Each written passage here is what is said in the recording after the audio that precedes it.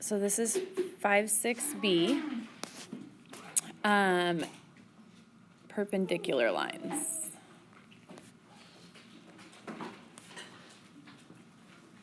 Okay, so refresher, in case you weren't paying attention when we just went over those few. Parallel lines have what kind of slopes? The same, right? Parallel lines have the same slope. Okay, perpendicular lines, first of all, look like this, right? So if I have this line, and they make a 90-degree angle right there, those are perpendicular lines. They don't always have to be horizontal and vertical, so I could have this line here and this line here. Okay, those are perpendicular lines. The difference is, do those have the same slope? Those two lines? No, right? They're going to have different slopes. One's going to be positive, one's going to be negative, or a vertical with a horizontal, okay? Different slopes. Put it away. You know, if it was like tucked away in your bag, it wouldn't get stolen, ever. True story. Unless your whole bag got stolen. That would be a bummer. See, that's it. He puts my backpack on top of the basketball court. He put it on top of the basketball hoop. But yeah, I jump up there and I get it. Good thing you got mad hops, huh? Okay, so here is the rule for parallel lines. I'm just going to put them both on here so you have them close to each other, okay? Parallel, you have the same slope. For perpendicular, which is what we're going to talk about today, you'll do some with parallel today too, but mostly perpendicular today. They have what are called opposite reciprocal slopes, okay? So same slope for parallel lines, opposite reciprocal for perpendicular. I need you to think with me about what does it mean to be an opposite reciprocal. So in math, what is the opposite of 7? Negative 7, okay? So opposite means you're swapping between positive and negative, okay? What's a reciprocal? The flip when you flip. You flip it, right? So it was A over B. The reciprocal is B over A. So what you're doing is you're taking your slope and you're changing the sign and you're flipping it over. Okay, so for instance, if I had a slope of 2/3, what would the opposite reciprocal be? Negative 3 over 2. Okay, if I had a slope of -5, what would the perpendicular slope be? -5 is your slope. What's perpendicular? No. It's positive. What's the reciprocal of 5? 1 over 5, right? So if it's a whole number or an integer, even though there's not a 1 there, it is 5 over 1, right? So to flip it would be 1 over 5. So this would be a positive 1/5, okay? What is, if I have a -4/3, what's the perpendicular going to be? A positive 3 over 4, okay? So change the sign, positive to negative or negative to positive, and then flip it over. All right? That's the only difference in today's lesson, is finding the opposite reciprocal for your slope instead of keeping the same slope. The rest of it, you can do the same way. So let's do a couple of these problems. We're going to start with this. Okay, before we do the types of problems we did yesterday, I want to know, are the lines parallel, perpendicular, or neither? Okay, and these are my symbols. This is parallel. So when I do that symbol, that's what I mean. This is perpendicular. Okay, so the upside down T, that's perpendicular. So if I give you these two equations, 4y equals -5x plus 12, and y equals 4/5 x minus 8, okay? I want to know, are they parallel, are they perpendicular, or is it neither one of those? Okay? What's key in these problems is you have to have them both in slope-intercept form to be able to tell, because the only way you can tell their slope is if they're in the right form, okay? So right now, are these both in slope-intercept? No. Is one of them in slope-intercept? Yeah, the second one, right? So we just have to get this first one into slope-intercept. How would I do that? How do I get y by itself, in other words? We're not going to subtract. We're going to divide, right? If we divide everything by 4, then that's going to give me y equals negative 5/4 x plus 3. So now here's one equation. Here's my other equation. Are those parallel, perpendicular, or neither? What do you have to look at?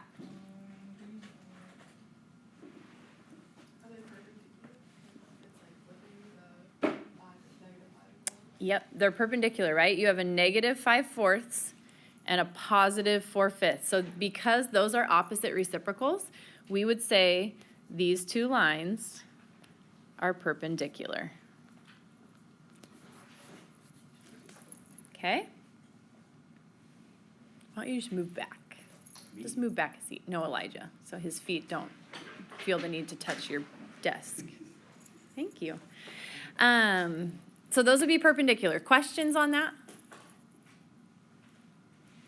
Okay, what about these two? If I give you y equals 3/4 x plus 7 and 4x minus 3y equals 9. Okay, which one is left alone? Which one do we not have to change? The first one. We know our slope on that one is 3/4. Okay, so m is 3/4 here. We need to know what is m on this other one. How do I put standard form into slope-intercept? So I can find a slope. What do you do first? Right, so what's our first step to do that?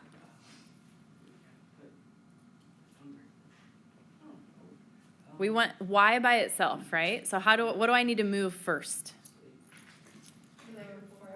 The 4x, right? So we're going to take away 4x. Take away 4x. So you have on the left negative 3y.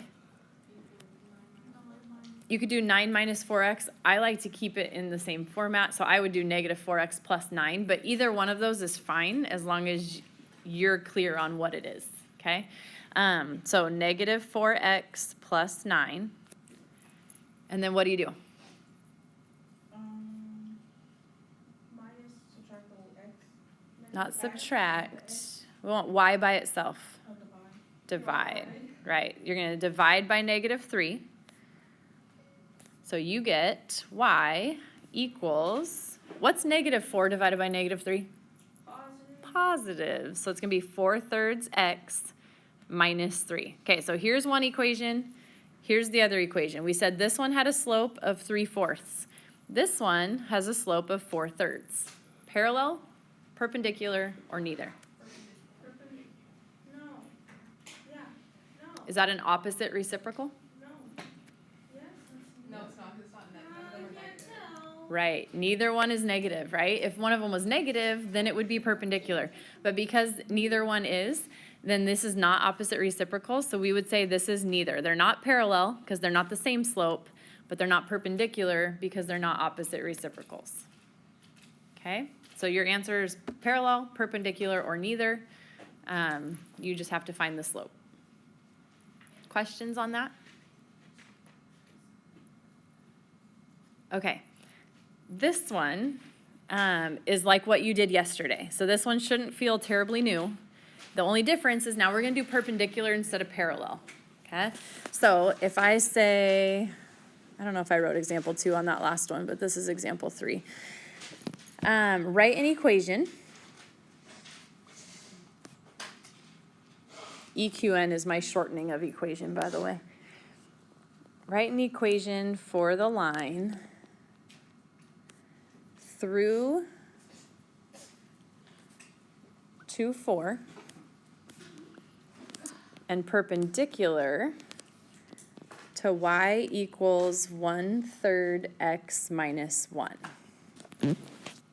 Okay, so let's start with perpendicular to. If it's going to be perpendicular to this line, what is your current slope?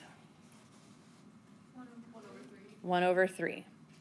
If I want to be perpendicular to that, what does my slope need to be? -3/1, which if it's -3/1, you may just write it as -3, okay? I won't mark you off if you leave it over 1, but to keep it simple, one less thing to write. So your new slope is going to be -3. Now, what you're doing is identical to the weekend, what you did over the weekend, okay? You have an x and a y and an m. Okay, so you're going to use those two things to put it into slope-intercept. Y equals mx plus b. What is y? What's going to go here? That's the 4. That's this one. Equals, what's going to take the place of m? -3, your new slope, -3, times x, which is 2, plus b.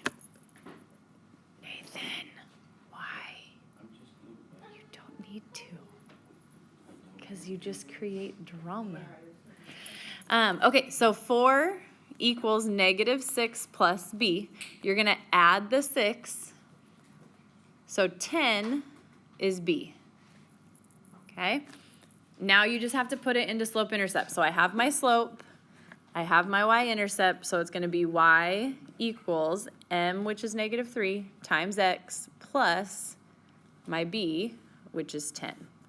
So this is your final answer. Okay? Perpendicular, so you get opposite reciprocal, and then plug it into that form. Questions? Yeah. So, the last equation.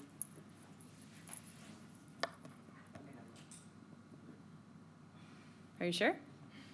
Okay, we're gonna do one more of those and then we're done.